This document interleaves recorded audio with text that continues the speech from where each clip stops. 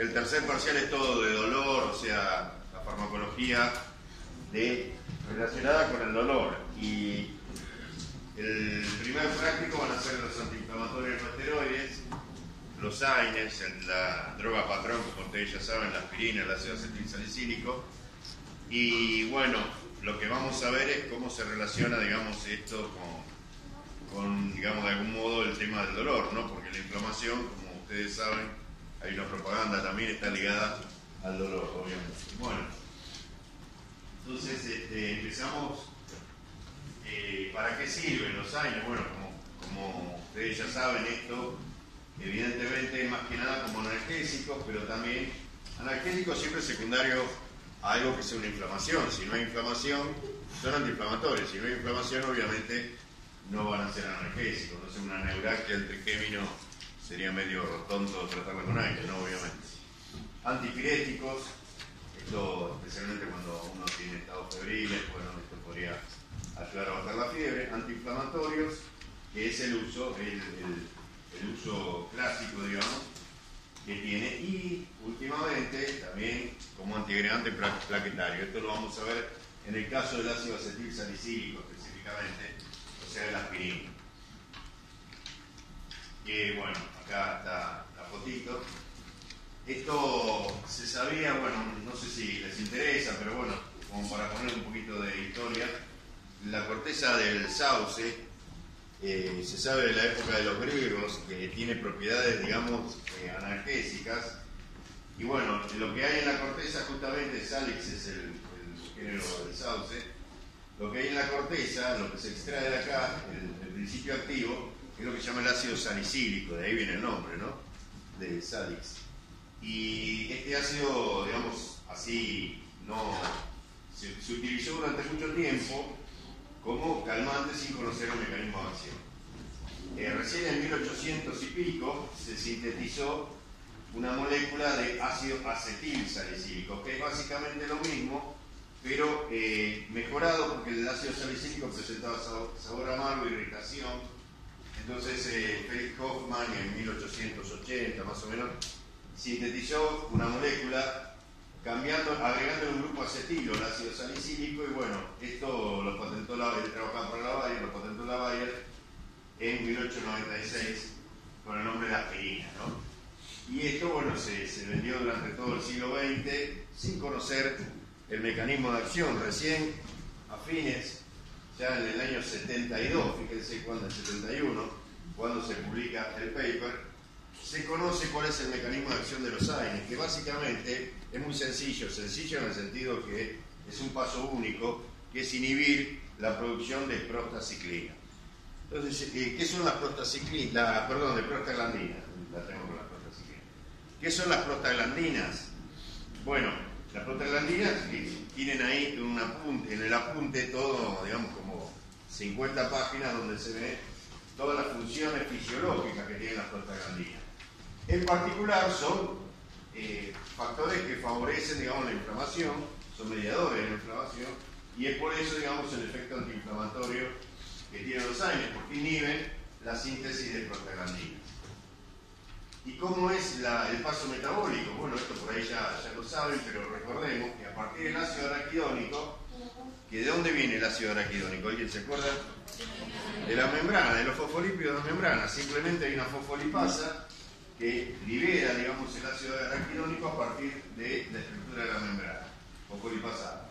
Cuando el ácido araquidónico está libre, entonces hay toda una batería de oxigenasas que son un complejo enzimático en realidad, y que algunas enzimas tienen varias de estas funciones, pero bueno, nosotros nos vamos a centrar en la ciclooxigenasa, que es la que a partir de ácido araquidónico forma las prostaglandinas y los tromboxanos.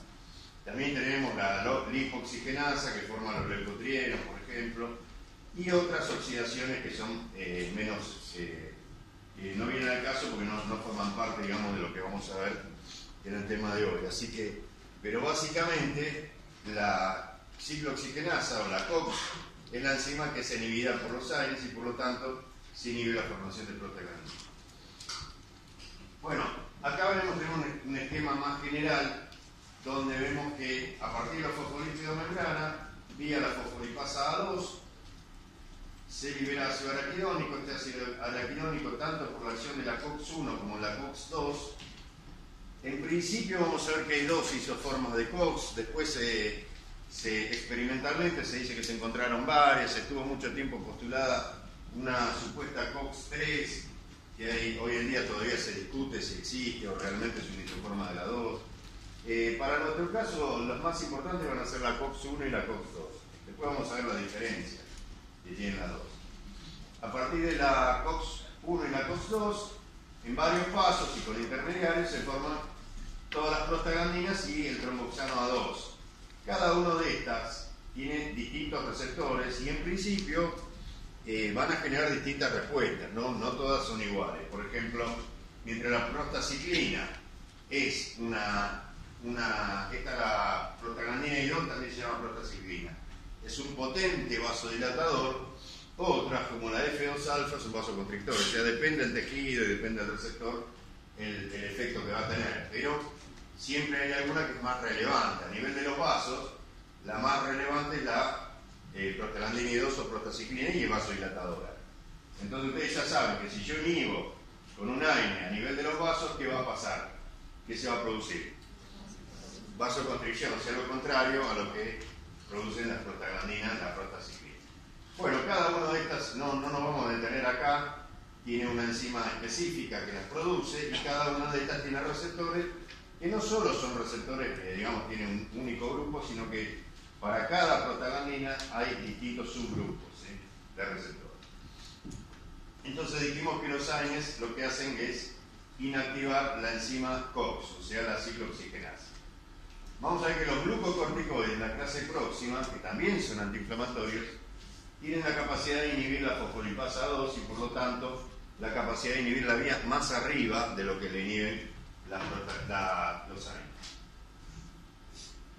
Y esto es lo que les decía, de los fosfolípidos de membrana se desprende el ácido araquidónico que va a producir básicamente dos tipos, dijimos que por ahí hay más, pero para lo que a nosotros nos interesa, dos tipos de COX.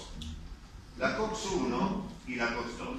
Acá dice constitutiva e inducible. Esto depende mucho del tipo de tejido, pero en general, la COX-1 es una enzima que se produce siempre, o sea que la célula la está produciendo en todo momento y una cantidad constante y alta. En cambio, la COX-2 es una enzima inducible. ¿Qué quiere decir eso? Que el gen está reprimido y se desreprime cuando viene una señal. Y la señal en este caso son algunas citoquinas, mitógenos, toxinas, que le están avisando que, bueno, ahí puede haber una noxa, puede haber algo, digamos, que el organismo lo necesite que se produzca una inflamación y por lo tanto se induce la COX-2. No es que se está produciendo permanentemente, sino que es inducible en respuesta a una señal. Bueno, y lo que median, también esto es general, esto no es tan así, hay excepciones, pero bueno, la COX-1 que es constitutiva, podemos encontrarla, por ejemplo, en el tubo digestivo, en el riñón y en las plaquetas. Estos órganos son fundamentales, después vamos a ver bien por qué. La COX-2, que es inducible, es la mediadora principal de la inflamación, también la vamos a encontrar en el riñón, sistema nervioso central y en general todos los tejidos van a tener una u otra forma de la COX. Dijimos que los AINES inhiben la producción de la COX vía la ciclooxigenasa y dijimos que los glucocorticoides inhiben a la fosfolipasa 2, que es la que libera ácido araquidónico. También los glucocorticoides son capaces de inhibir la isoforma 2 de la COX, pero esto se produce solo cuando hay una inflamación, ¿no? Porque la COX se va a empezar a sintetizar específicamente con la COX-2 cuando hay como respuesta a una inflamación. Entonces vemos que hay dos vías, si se quiere. Esto también es muy general, no lo tomen al pie de la letra, es simplemente para introducir al tema. Pero hay dos vías. La COX-1 está relacionada más bien con las funciones fisiológicas en cada uno de los tejidos. Por ejemplo, a nivel de las plaquetas, vía COX-1 se produce el tromboxano A2. ¿Se acuerdan para el tromboxano A2 que hacía a nivel plaquetario? La agregación, no es un proagregante, la agregación plaquetaria. Si yo inhibo esto, ¿qué va a pasar? No se van a agregar, va a ser antiagregante. Pero esto es una función fisiológica, no tiene nada que ver con la inflamación. Son estímulos fisiológicos, no estímulos inflamatorios. A nivel del endotelio, dijimos que ¿qué hace? La COX-1 produce prostaciclina, la prostaglandina I2. ¿Y qué hace la prostaciclina? ¿Se acuerdan? Vasodilatación, o sea que si yo inhibo acá, va a haber vasoconstricción. A nivel de la mucosa estomacal, después lo vamos a ver en detalle, lo que hace es, de alguna manera, proteger a la mucosa del medio ácido, digamos, en que está. Entonces, es un efecto protector el que realizan las prostaglandinas. Si yo inhibo ese efecto protector, se va a producir el efecto adverso más común que tienen los AINES, que ¿cuál es? Úlcera gástrica, o bueno, gastritis, inflamación, digamos, de todo lo que es la mucosa estomacal y daño, ¿sí?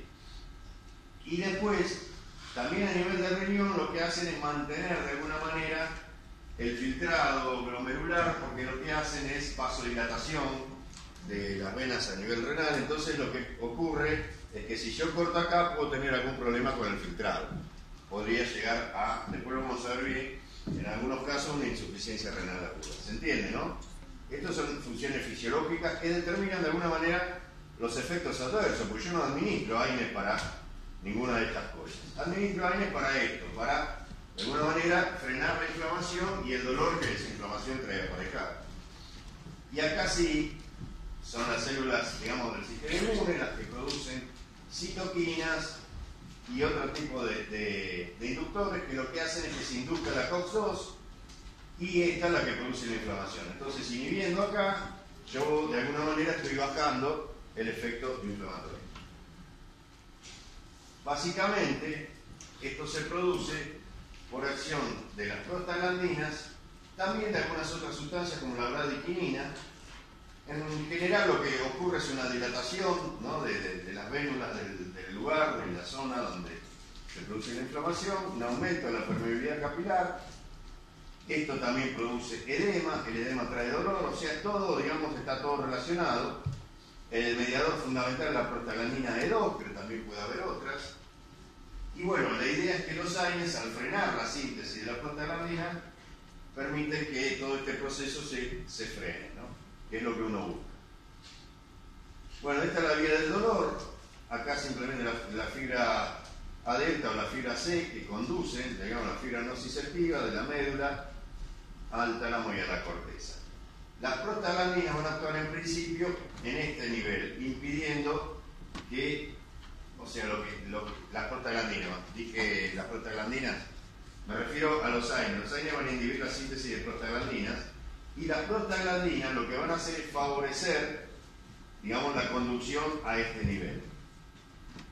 Lo que hay para conducir, digamos, el potencial de acción son, obviamente, canales de sodio, voltaje dependientes, que me van a mantener esta vía activa y esto es lo que me va a hacer que yo sienta el dolor. Después vamos a ver en la clase de opioides que hay también vías descendentes que moderan todo esto. Pero en principio la vía nociceptiva clásica es ascendente, viene de la zona de la inflamación hacia la corteza. Bueno, lo que hacen las prostaglandinas es bajar lo que se llama el umbral doloroso, es decir, vino, no sé, bueno, esto es medio obvio, pero cuando tiene una inflamación, si se tocan en los bordes no sienten tanto dolor. Cuando tocan la zona inflamada sienten mucho dolor. Hay una hiperalgesia, una hipersensibilidad, en este caso al tacto, en la zona inflamada. Y eso es porque principalmente en la zona inflamada se liberan prostaglandinas que lo que van a actuar sobre distintos receptores, algunos como canales como el receptor vaniloide 1, esto está en la guía, no hace falta que lo estudien directamente, lo pueden ver obviamente, pero para los problemas no viene el caso. La cuestión es que lo que hace esto es facilitar un aumento en la frecuencia de la descarga. Es decir, se va a facilitar esta parte, ¿sí?, y esta vía va a estar hiperactiva, ¿se entiende? Porque va a haber una mayor frecuencia de descarga y una mayor conducción del potencial de acción con las prostaglandinas. Entonces los AINES lo que van a hacer es bloquear la producción de esta prostaglandina para que este fenómeno no ocurra. En general hay toda una sensibilización periférica en la zona donde ocurre la inflamación, que se forma lo que acá dice una sopa sensibilizante. Es una mezcla de mediadores. Bueno, está la histamina, hay también radicinina, son los más importantes. El medio ácido lo favorece, y el medio ácido se produce siempre en la zona de inflamación. Lo más importante son las prostaglandinas, que son las que de alguna manera sensibilizan todo este sitio y aumentan y favorecen la inflamación, que se va a traducir en definitiva en una hiperalgesia, porque se baja el umbral al partir del cual ese nociceptor manda la señal. Es decir, con menor señal ya está enviando la señal, ya está transmitiendo la señal de dolor. Eso quiere decir que el umbral se bajó, lo contrario que subió el umbral, ¿no? Obviamente. Bueno, esto que dice acá en realidad es porque en la clase de opioides, lo van a ver mejor, hay escalas de dolor y dolores de distinta intensidad. Y cuando yo indico un analgésico no puedo indicar cualquiera, porque depende del dolor, digamos, de alguna manera la intensidad de ese dolor y el origen de ese dolor, lo que yo voy a recetar. Si el dolor es inflamatorio, ¿qué puedo recetar? Un AINE. Si no es inflamatorio, no voy a indicar un AINE, ¿se entiende? ¿No? Obviamente. Y también con el tema de la intensidad, porque eso, la aspirina, por ejemplo, o cualquier otro AINE, tiene un techo, digamos, a partir del cual ya no sirve si la intensidad del dolor es muy alta. Entonces, por eso está el dibujito el tipo que tiene el puñal clavado, dice, tome 200 aspirinas y llámeme mañana. La idea es que no alcanza, aún cuando le dé 200 aspirinas, porque se acuerdan del tema de la eficacia, ¿no? Por más que yo de paseado, más allá de la respuesta máxima no puede llegar. Para esto hay otros analgésicos, típicamente los opioides, ¿no? Que son más eficaces. Entonces, ¿para qué sirven los AINES? Por ejemplo, cefaleas, artralgia, mialgia, dolores moderados son también indicados. Por supuesto que a otro tipo de dolores y dolores que no tienen, por ejemplo, neuropáticos, que no tienen relación con un daño, digamos, en la neurona y no tanto con una inflamación, los AINES no están indicados correctamente. Pero los AINES tienen otros efectos. El más típico, el más conocido es el antipirético.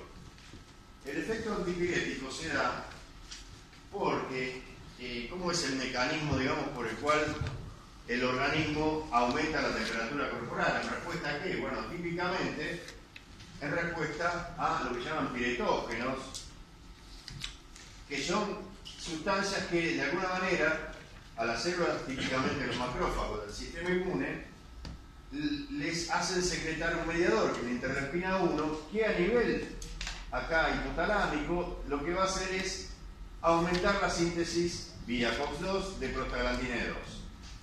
Esta prostaglandina 2 a nivel hipotalámico es el mediador en el organismo para que empiecen todos los mecanismos que determinan que aumente la temperatura corporal.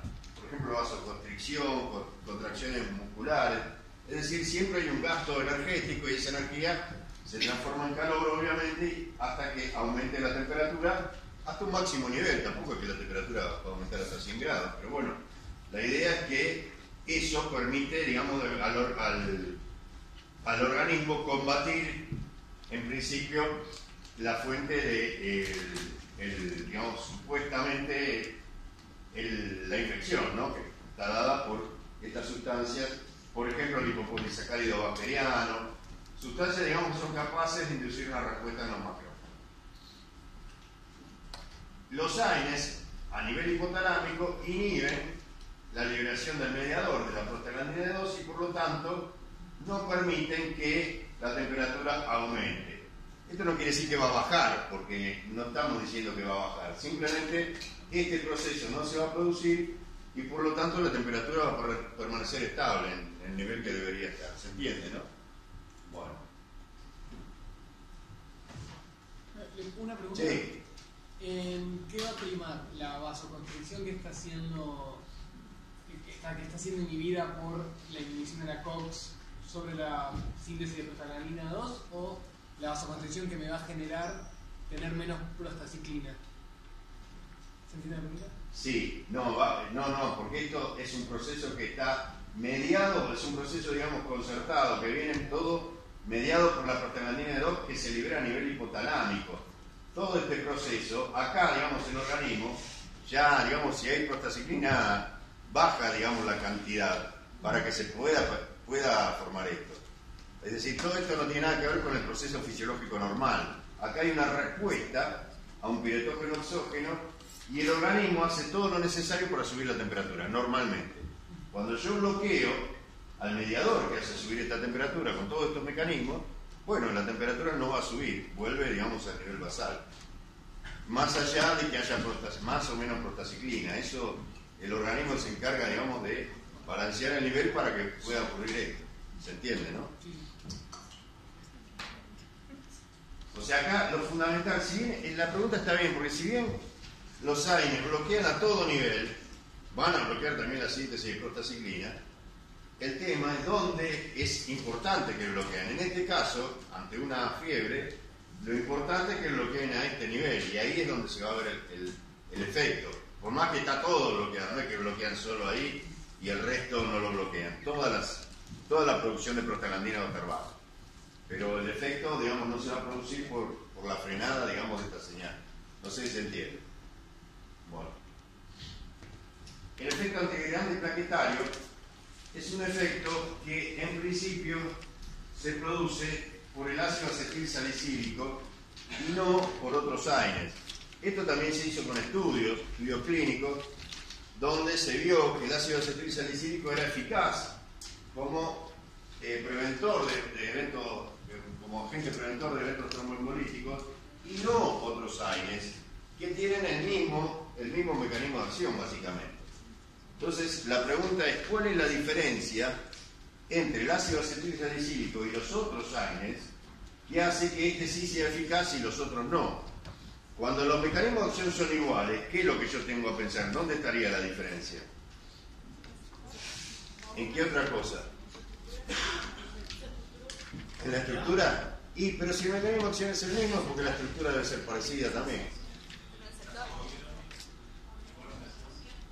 El lugar donde actúa, ¿y eso qué podría ser? ¿La qué? ¿Se acuerdan del primer parcial? Había una farmacodinámica y ¿qué otra cosa? Una farmacocinética. Bueno, en principio digamos que es la misma afinidad, o sea, todas las variables son iguales a nivel farmacodinámico. Entonces la diferencia debe estar en la farmacocinética. De alguna manera, no sé, no llega al sitio bien, los otros y este llega. Algo debe haber distinto para que uno sea eficaz y el otro no.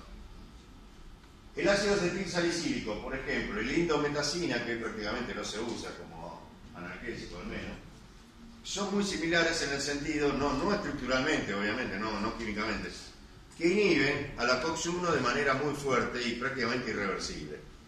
El ácido acetil salicílico lo hace uniéndose covalentemente y la indometacina lo hace uniéndose no covalentemente, pero muy fuertemente y prácticamente que no se despega. Entonces, para los dos casos es irreversible. O sea que el mecanismo de acción es casi el mismo en los dos casos. Sin embargo, el ácido acetil salicílico es bueno como preventor de eventos tromboembolíticos y no la indometacina. Y bueno, la respuesta está, como dijimos, en la farmacocinética más que nada. Porque el ácido, vamos a poner el caso del ácido acetil salicílico. Acetila irreversiblemente a la COX-1. Y la COX-1, cuando yo me tomo una pastillita de aspirina, va por dónde, si yo la tomo por vía oral, ¿no? ¿Por dónde va a pasar? Primero. De farmacocinética. Tubo gastrointestinal, ¿dónde se va a absorber? Estómago, tubo, bueno, intestino, por una cuestión de más en el estómago, pero también en el intestino, por una cuestión de tamaño, ¿no? Vía porta, y vía porta después va a la circulación sistémica, pero primero, pues, bueno, hay un primer paso hepático, obviamente. Bueno, el tema es que mientras el ácido acetil salicílico se está absorbiendo vía porta, prácticamente entra en contacto con casi todas las plaquetas del organismo, y cuando entra en contacto con las plaquetas, ¿qué hace? Inhibe la COX-1 irreversiblemente. Las plaquetas solo tienen COX-1 y no tienen núcleo. Una vez que yo las inhibo, no las puedo volver a sintetizar. entonces las plaquetas quedan inutilizadas, por lo menos por 8 días. Esas plaquetas no van a poder agregarse porque no van a poder formar tromboxano A2, ¿sí? Ese es un efecto que también lo haría la indometacina, ¿sí? ¿Cuál es la diferencia? Que el ácido acetilsalicílico, una vez que pasa esta primera etapa, se decarboxila muy rápidamente, se transforma en salicílico. La indometacina sigue siendo indometacina, no es que, o sea, tiene una vida media un poco más larga. En 15 minutos ya es la vida media más o menos del ácido acetilsalicílico. Cuando se transforma en salicílico, el salicílico ya no es un inhibidor irreversible de la COX-1. Es inhibidor pero reversible. Y además, a nivel del endotelio está la COX-2, ¿sí? El ácido salicílico va a inhibir a la COX-2 y no se va a producir la prostaciclina, que es la... ¿Qué tal? Buen fin. Dale. Que es la que, de alguna manera, vasodilata. Al frenar esto, se va a vasocontraer y este efecto beneficioso lo estoy compensando con un efecto que es malo, que es la vasoconstricción. Pero ¿qué pasa? ¿Cuál es la ventaja de este efecto sobre este? Que acá el endotelio tiene núcleo y va a poder volver a sintetizar COX. Y además que la unión del ácido salicílico, no la acetil, el salicílico, con la COX es reversible. Entonces puede ser desplazado. ¿A cualquier COX o solo a una? En el endotelio está fundamentalmente la 2. No digo el salicílico. Sí, es reversible como cualquiera. Sí. La 1 y la 2. Pero lo importante es que este proceso va a poder, digamos, ser, de alguna manera, el endotelio va a volver a regenerar prostaciclina. En cambio, las plaquetas, por un tiempo, no van a poder agregarse. Entonces, entre los dos procesos, el que va a ganar va a ser el antiagregante, ¿sí? Con la indometacina, yo voy a generar esta parte, ¿sí? Cuando pasa por la vena porta, voy a también anular a la plaqueta, pero por otro lado, voy a vasocontraer. Bueno, vasocontraer se dice, ya, vasoconstricción, bueno, no sé cómo se dice. ¿Se entiende lo que digo? Entonces estoy generando algo positivo por un lado y algo negativo por el otro. En el balance no hay ninguna ventaja. ¿Se entiende la diferencia entre la aspirina y otros AINES? En este caso puse la indometacina. ¿Sí? ¿Por qué es más beneficiosa? ¿Por qué realmente se ve un efecto protector de la aspirina y no, por ejemplo, de la indometacina? ¿Sí? ¿Se entiende? Esto es lo mismo, pero puesto. Este es el esquema que tienen en la guía. Bueno, esto es simplemente ver cómo se inhiben los trombos por la aspirina. Un caso sin tratar y otro caso tomando una cosita que me había olvidado. Las concentraciones de aspirina tienen que ser bajas, porque si son altas, demasiado altas, algo se va también a inhibir esta parte. En cambio, si son bajas, todo lo que haya de ácido acetil salicílico va a pasar por la plaqueta y cuando llegue el endotelio ya va a estar como salicílico. Si yo le pongo mucha, algún acetil salicílico se me va a ir al endotelio. Por lo tanto, las concentraciones típicas para este efecto preventor son de 100 miligramos, mientras que, como sabemos, para la parte antiinflamatoria son de 500, ¿no? La aspirina común tiene 500 miligramos. ¿Se entiende la diferencia? Bueno. Y este es un paciente que no estuvo tratado con aspirina y este sí, ¿ven? Que no se informa. Para todos los AINES, las reacciones adversas comunes son las más frecuentes gastrointestinales, pero también hay renales, puede haber hipersensibilidad y en algunos casos hematológicas. Después vamos a ver el caso de la dipirona. ¿Por qué se producen estos efectos que la gran mayoría de los AINES producen? Que es el tema de, úlcera gástrica. ¿Por qué cuando uno toma un AINE tiene miedo que termine dañando al estómago? Bueno, básicamente porque en la mucosa del estómago hay dos mecanismos que es gastroprotector, si se quiere, que dependen de la prostaglandina. Entonces, cuando yo freno esa producción, van a aparecer complicaciones. Básicamente lo que ocurre es que las prostaglandinas, tanto la E2 como la prostaciclina, favorecen la secreción de los protones, impiden la retrodifusión, porque la idea es que el protón no entre en el citoplasma de la mucosa para que baje el pH y produzca un daño. favorecen la secreción, impiden la retrodifusión y favorecen la síntesis de mucus que protege a la célula del medio ácido que hay en la luz gástrica. Todos esos procesos están mediados por las prostaglandinas. La COX, esto es muy importante, la COX que está fundamentalmente a este nivel es la 1. Es decir que bloqueando la COX-1 van a pasar los fenómenos de acidez estomacal, en definitiva puede haber úlcera gástrica. ¿Se entiende, no? La idea. No la 2, la 1. Después vamos a ver qué ventaja y desventaja trae eso. A nivel renal, bueno, todos los procesos, digamos que de alguna manera facilitan que se aumenten los niveles de angiotensina 2, esto ya lo vieron, en fisio, deshidratación, qué sé yo, insuficiencia cardíaca que baja, digamos, el flujo, cirrosis, bueno, si hay una insuficiencia hepática, insuficiencia renal crónica, depresión de sodio, todos estos factores obviamente van a aumentar los niveles de angiotensina 2. La angiotensina 2 lo que hace en respuesta, digamos, a todos estos factores, dos cosas. Por un lado, dos cosas que son opuestas de alguna manera. Por un lado, produce cierta vasoconstricción renal. Se supone que esto es vía IP3, pero bueno, esta parte no está muy clara todavía, así que es una teoría nada más. La vasoconstricción renal, o sea, a nivel del músculo, ¿no? Pasa esto, provoca una importante disminución del flujo y una importante disminución del filtrado, las dos cosas. ¿Sí? Bueno. Pero por otro lado, el organismo siempre está compensando. Por otro lado, se liberan prostaglandinas vasodilatadoras que de alguna manera frenan esta vasoconstricción. Y el balance es más o menos parejo, ¿sí? Hay una disminución pero muy leve del filtrado, en definitiva. Es decir, que es un proceso doble que de alguna manera intenta compensar el filtrado, digamos, no disminuya mucho. Si yo administro AINES, voy a bloquear, ¿sí?, esta parte, ¿y qué va a pasar? Va a haber una importante disminución del filtrado y del flujo, las dos cosas, porque tengo la parte, digamos, que disminuye, pero tengo la parte que compensa, que son las prostaglandinas. En una persona que está deshidratada, hay un problema, después que lo vamos a ver en la guía. ¿Qué puede pasar acá? Después de esto, si yo encima el flujo lo disminuyo, puede llegar a tener una insuficiencia renal aguda, ¿se entiende? En los casos, bueno, que pase alguna de estas cosas, ¿sí? O sea, que la persona ya esté, digamos, en un estado comprometido, ¿se entiende, no? Bueno.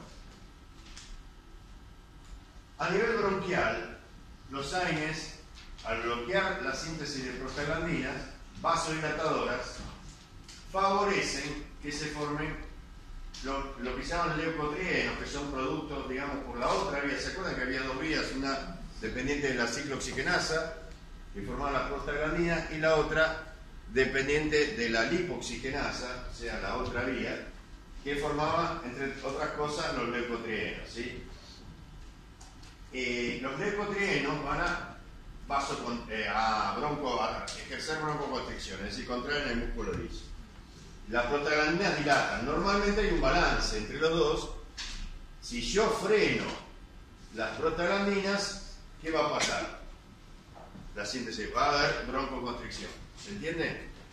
¿Pero es porque va para el lado de los leucotrienos o simplemente porque dividir la prostaglandina? No, porque normalmente hay un balance entre prostaglandinas y leucotrienos.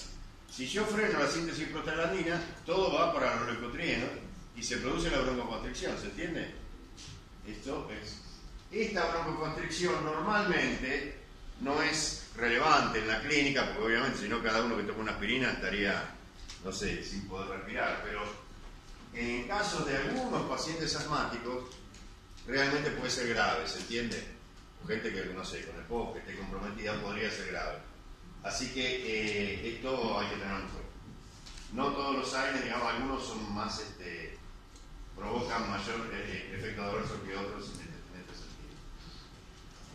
Bueno, acá vemos que hay una lista de distintos AINES donde lo que se pone es la 650 de COX-2 sobre COX-1. ¿Se acuerdan que era la 650? No, no lo vimos en farmacodinámica. Es la concentración inhibitoria 50. Es la concentración a la cual se inhibe el 50% de la actividad enzimática, que en este caso es de la COX. Como los AINES son inhibidores de enzimáticos, lógicamente la potencia se mide en la 650. Pero para complicarnos la vida, cuanto más chico es este numerito, cuanto la 650 es más chico, es más potente el AINE, no al revés. ¿Sí? Si la 650 es de 1 y otro AINE tiene una 650 de 10, ¿cuál va a ser más potente? ¿El de 1 o el de 10? El que tiene 1, el que te la tiene más chiquitita, ¿no? Bueno, si yo divido 650 COX2 sobre 650 COX1, tengo el cociente de cuánto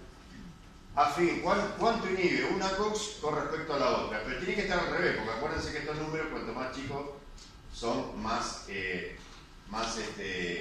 potentes. ¿Qué quiere decir esto? Que el ácido acetilsalicílico es 166 veces más potente inhibidor de la COX-1 que de la COX-2. Al revés, ¿entienden? El piroxicam es 250 veces más inhibidor de la COX-1 que de la 2, y la indometacina 100 veces más de la 1 que de la 2. Este grupo se llama inhibidores relativamente selectivos de la COX-1. Cuando uno estudia los AINE, los puede estudiar por su estructura química, o sea, la indometacina y el ácido acetilsalicílico no se parecen en nada, son moléculas totalmente distintas, y agruparlos según su estructura química, pero a mí me parece más piola agruparlos según, por ejemplo, las propiedades que tienen. Y para eso vamos a poner inhibidores fuertes o selectivos, relativamente selectivos de la COX-1, inhibidores tanto de la 1 como de la 2, e inhibidores selectivos de la COX-2. Porque dijimos que es distinto inhibir a la COX-1 que inhibir a la COX-2 por distintos motivos, y algunos lo vamos a ver ahora. Entonces estos tres, ácido acetilsalicílico, piroxicam y indometacina, son relativamente selectivos de la COX-1. Los del medio, tanto el ibuprofeno, el diclofenac, fíjense que estos son los más comunes que hoy en día se están vendiendo, son inhibidores tanto de la 1 como de la 2. Y hay otros inhibidores selectivos de la COX-2, por ejemplo, todos los que terminen con COXIB. Celecoxib. Vamos a ver que algunos fueron retirados del mercado y vamos a ver por qué ahora. Bueno, ¿se entiende más o menos esta clasificación? Fíjense, esto 0,0026 quiere decir que es mucho más potente por la 2 que por la 1. Cuanto más grande este número, más potente por la 1. Cuanto más chico, más potente por la 2. ¿Puedo repetir eso? Sí. ¿Qué cosa? Lo de cuál se inhibe más según el número máximo. Si este número es más grande, cuanto más grande es, más selectivo por la que está abajo, por la COX-1 es. Cuando este número es más chico, es más selectivo por la que está arriba. Y debería ser al revés, pero ¿por qué es así? Porque cuanto más, esto es inversamente proporcional a la selectividad. Cuanto más chicos son los números, más selectivo es, si se quiere. Por eso están invertidos. Pero bueno, esto para tener un dato. Lo importante es que se acuerden de los tres grupos, nada más. ¿Sí? No le van a pedir este índice para el naproxeno, qué sé yo. ¿Se entiende? Bueno, la farmacocinética. Hasta ahora estamos viendo los AINES en general. Después en el práctico vamos a ver, porque esta es una clase introductoria, es un resumen, nada más. En el práctico y en la guía tienen las distintas características de cada uno de los AINES en particular. Van a ver que hay algunos que tienen, que es importante que sepan la vida media porque es muy larga, por ejemplo. Otro que es importante que sepan que producen algún efecto adverso raro. Es decir, para cada AINE van a tener una característica que la van a tener que asociar. Después hay cosas que son comunes para todos, que es lo que estamos viendo ahora, ¿se entiende? Entonces, farmacocinética. La mayoría tiene alta disponibilidad por biodisponibilidad por vía oral, y esto es lo más importante, alta unión a proteínas plasmáticas. Ya lo venimos viendo un poco en la cursada, que la aspirina, por ejemplo, cuando la ponemos con anticoagulantes orales, puede traer un riesgo de que aumente el efecto del anticoagulante oral, porque hay un desplazamiento, ¿no? Una competencia por la albúmina. Bueno, muy alta unión a proteína. También la aspirina, si se acuerdan, quiero el otro ejemplo que damos siempre, Sí, bueno, con los diuréticos, pero eso es a nivel renal. Pero dábamos el de a nivel del transporte con la sulfonilurea. ¿Se acuerdan de antidiabéticos? Más que nada de primera generación, que ya casi no se usan, cloropropamida. Podían dar un choque hipoglucémico porque justamente competían por el transporte. Biotransformaciones hepáticas y la excreción por transportador de ácido. También acá a este nivel va a haber interacciones con otros compuestos que sean ácidos. Dijeron ahí la furosemida, sí, la furosemida. También cuando vean antigotosos van a ver algunos uricosúricos también son ácidos y compiten con la aspirina. O sea, con los AINES. O sea, va a haber muchas interacciones. La gran mayoría de los AINES son ácidos, ¿sí? Si decimos AINES, decimos en general compuestos ácidos. Vamos a ver una excepción en particular. Y acá está la excepción, el paracetamol, ¿no?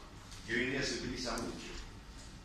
Entonces, tenemos la gran mayoría de los AINES que son ácidos, tienen todas estas características que ya las vimos, porque todas son características que ya repasamos. Una cosita, acá dice antiagregantes. Antiagregantes son todos los AINES por el efecto que tienen sobre el tromboxano A2 que se sintetiza en las plaquetas. O sea, antiagregantes siempre van a ser. Pero que tengan eficacia como preventor de efectos tromboembolíticos solo la aspirina. Son dos cosas distintas, ¿sí? Por lo que comentamos antes, ¿no? Bueno. Entonces, todas estas características las vimos para todos los AINES ácidos. El paracetamol, que es un derivado de la anilina, y técnicamente no es un AINE ácido, es eficaz como antipirético. De hecho, yo ahora estoy tomando, pero bueno. Como analgésico es eficaz, aunque el mecanismo analgésico del paracetamol todavía está en estudio, hay varias teorías, pero no es eficaz como antiinflamatorio, para nada, ¿sí? Es decir, el efecto antiinflamatorio que tienen los AINES ácidos, el paracetamol no lo tiene. Por otra parte, al no ser un AINE ácido, el paracetamol tampoco tiene un efecto a nivel gástrico, es decir, que eso es bueno, porque es difícil decir que uno va a generar una úlcera tomando paracetamol, ¿se entiende? Esa es una ventaja que tiene. Bajo unión a proteínas plasmáticas, a diferencia de los ácidos que tienen alta unión, y esto trae interacciones, y tiene efectos adversos característicos que van a dar hepato y nefrotoxicidad en dosis, digamos, que sean tóxicas, por lo general no en dosis terapéuticas. Ahora bien, el hecho que el paracetamol tenga poco efecto, por ejemplo, a nivel gástrico, ¿qué me está diciendo de alguna manera? Que no inhibe ¿qué? La COX-1, la que está en el estómago, si no tendría efecto. No es buen inhibidor de la COX-1, eso seguro. El hecho que sea poco eficaz como antiinflamatorio me puede indicar varias cosas. Hay varias teorías de por qué el paracetamol no es buen antiinflamatorio. Una de las teorías es que como tiene bajo unión a proteínas plasmáticas y como es una droga que básicamente no es ácida sino más bien básica, le cuesta llegar a la zona de inflamación donde hay un medio ácido, ¿no? Lógicamente. Otras teorías son que actúa a nivel de otro tipo de COX. Hay una teoría que dice que actúa a nivel de una COX-3. Hay, digamos, pero esa teoría hoy en día ya está poco sostenida. Hay diversas teorías.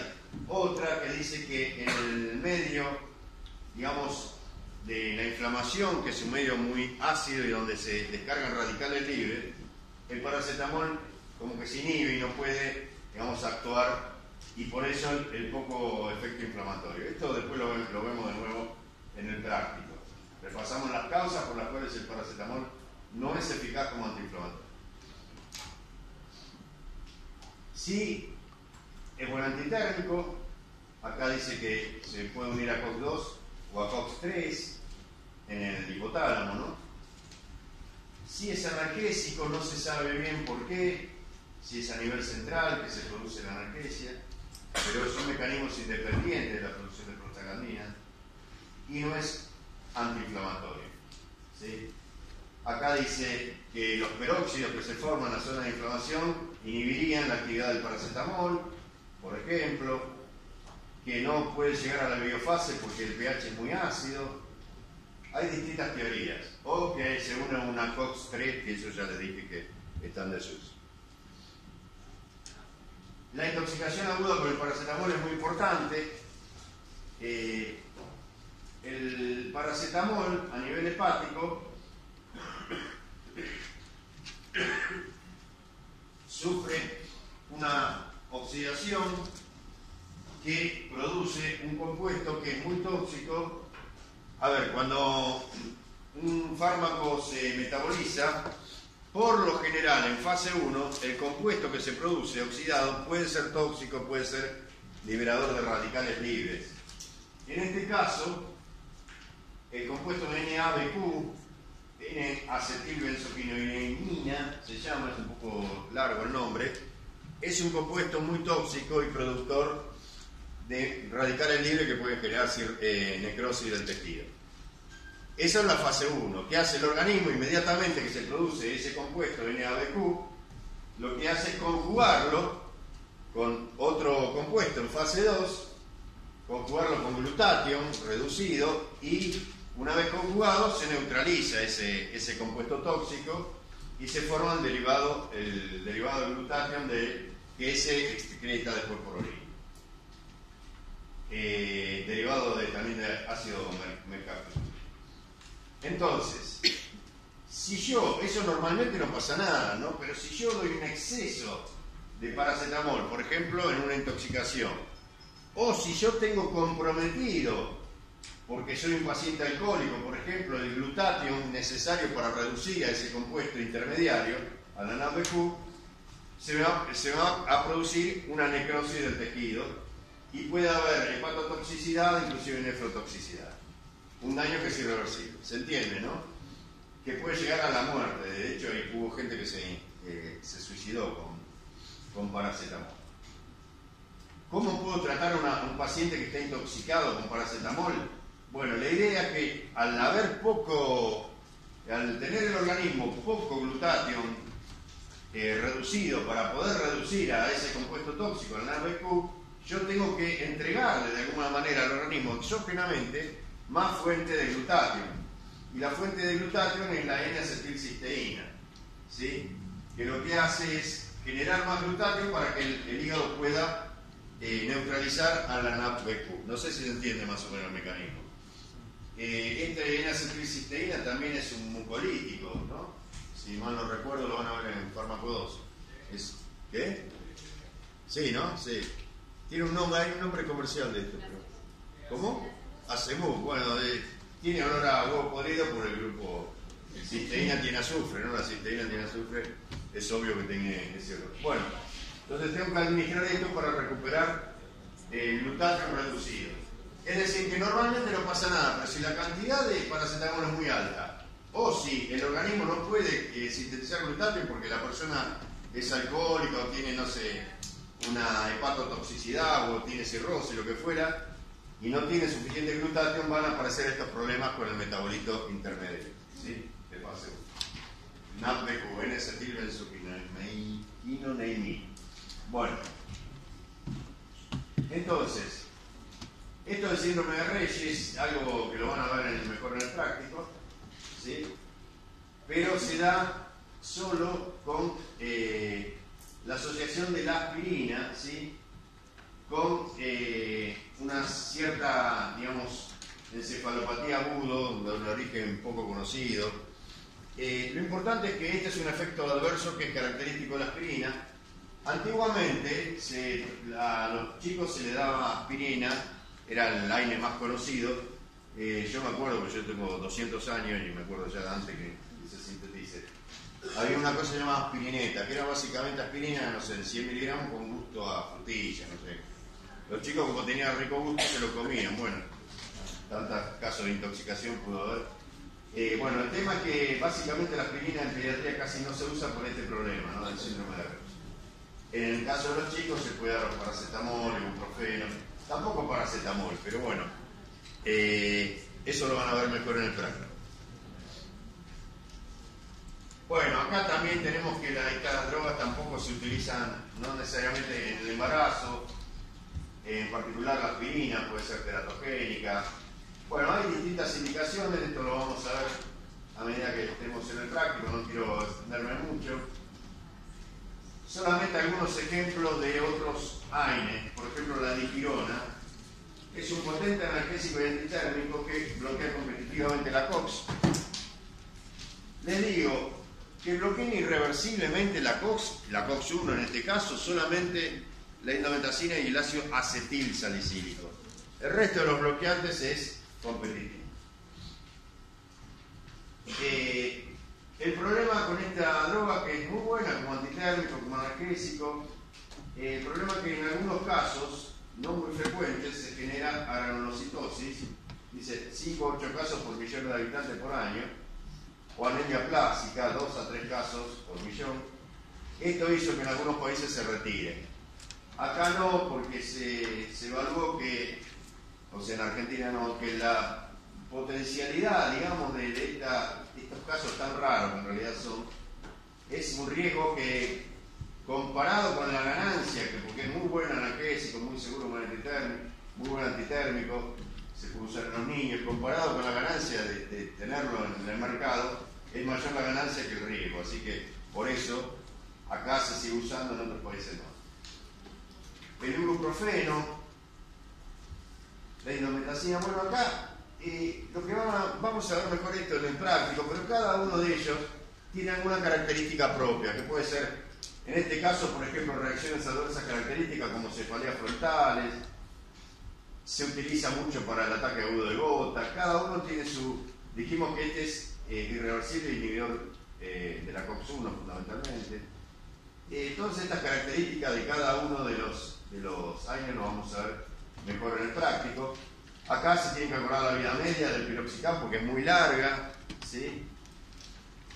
Esto sirve, por ejemplo, para casos en que son crónicos los procesos, entonces con una sola toma alcanza, no hay que andar haciendo que el paciente tome cada rato. Y finalmente vamos a hablar de los inhibidores de la COX, para ir terminando. Los inhibidores selectivos de la COX-2 son los que terminan en coxil. Acá, como ejemplo, celecoxib, etoricoxib. Los inhibidores selectivos de la COX-2 se desarrollaron, ¿por qué? ¿Cuál es la principal desventaja de inhibir la COX-1? La úlcera gástrica, para evitar justamente los trastornos gastrointestinales. Pero si se acuerdan, ¿cuál era el problema que tenían a nivel circulatorio? La COX-2 es la que está en el endotelio. Si yo inhibo la COX-2, ¿sí? Supónganse que yo administro celecoxib, uno de los coxib. Es altamente selectivo por la COX-2. No voy a tener este problema de la úlcera gástrica porque ahí está la COX-1 en el estómago. Pero a nivel de la circulación, no voy a inhibir las plaquetas y sí voy a inhibir la prostaciclina. Entonces, ¿cuál es el problema que puede haber? ¿Cómo? Efectos tromboembolíticos, claro. De hecho, efectos cardiovasculares que hicieron sacar a uno de estos, que ahora no me acuerdo si era el RAFE o cuál, no se acuerdan. Bueno, uno de los compuestos estos de los COXIB se retiró del mercado por la alta incidencia de efectos tromboembolíticos que tenía. ¿Se entiende? Este es el problema de los COXIB. Es muy bueno para un paciente que, por ejemplo, por un problema, alguien con antecedente de úlcera gástrica que no puede tomar otro, pero por otra parte es muy malo si alguien tiene antecedentes cardiovasculares, porque se entiende, compensa de un lado bueno, pero del otro lado descompensa. Bueno, esto que yo les di es un resumen en realidad, y vamos a ver todo más que nada en el práctico, comparando los distintos grupos y los distintos AINES. No sé si queda algo. Así que bueno, gracias.